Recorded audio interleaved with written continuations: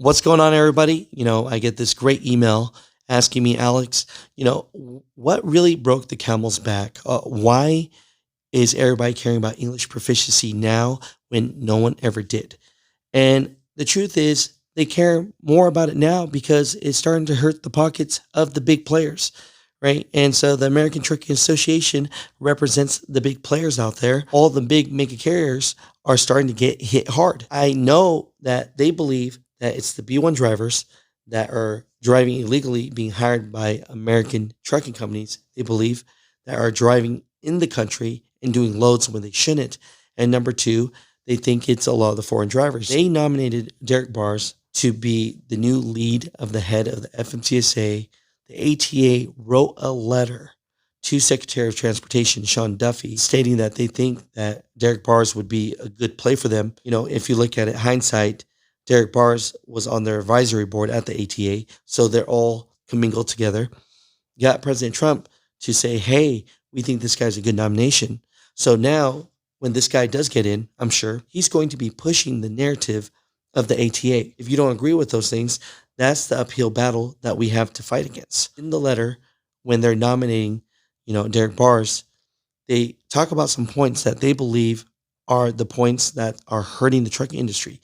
Yes, they talk about, more training for your CDL. Some of these things I agree with, but the big ones that they bring in this letter is one is English proficiency and enforcing that, right? Because it was already a rule. And number two is they believe these B1 drivers are getting hired by American trucking companies and illegally working here. But I will state this, I believe that the big push on the narrative of enforcing English proficiency is because of this letter that they sent on April 10th, 2025 to Secretary Duffy. And this was like a congratulation letter at the time. It says, on behalf of the American Trucker Association, we congratulate you on your recent confirmation to lead United States Department of Transportation and recent nomination of Derek Bars to lead the Federal Motor Carrier Safety Administration. So that is somebody that is on the board at the ATA and pushing to bring up their nomination of their very own. We believe FMCSA's safety monitoring, auditing, and enforcement actions need to increase to ensure that unlicensed and unqualified entities are immediately removed from the TPR. In addition, we encourage FMCSA to begin better tracking the number of new CDL issued on a state-by-state basis, including but not limited to the number of non-domiciled CDLs that are issued on an annual basis. Second, FMCSA should immediately review its directives related to enforcement of the English proficiency standard established in 391.11.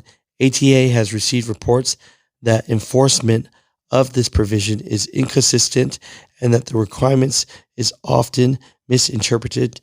ATA believes in this primarily as the result of the FMCSA's enforcement memorandum dated June 15, 2016. FMCSA should immediately provide an updated enforcement memorandum to ensure that this provision is with Commercial Vehicle Safety Alliance, CVSA, to ensure that proper enforcement action is taken. Finally, while we recognize this is not within FMCSA's immediate purview, we urge you to work with the Homeland Security Investigation Office of the U.S. Immigration and Customs Enforcement to better patrol violations of internationally drivers operating domestically with a B1 visa. They believe this is an ongoing issue. They state that the legal use of B1 drivers to transport international freight from Canada and Mexico into unlawfully employ these drivers to perform cabotage, which is to move domestic freight within the borders of the United States. Overall, my truckers, the ATA represents some of the biggest carriers out here in America, and their business is starting to hurt.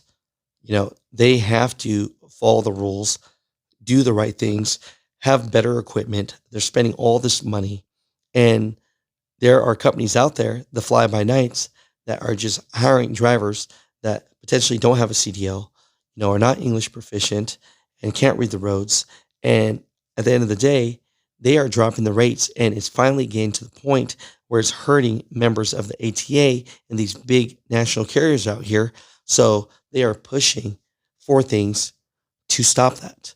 Right. So at the end of the day, I think the big thing out here is as soon as you get to the point where you're hurting the big dogs, they're going to do what they can to fight back. And I think this is the first time that the single owner operator and the big carrier is under the same line of agreement. My truckers, comment down below. Let me know what you guys think about this. But this is my opinion. This is my thoughts. Is it finally got to the point where it's hurting the big carriers out there, and because it is, they want to get rid of the so-called problem. So they're pushing hard. They're getting their own head of FMCSA in, and because of that, it's actually, I believe, going to drive rates back up.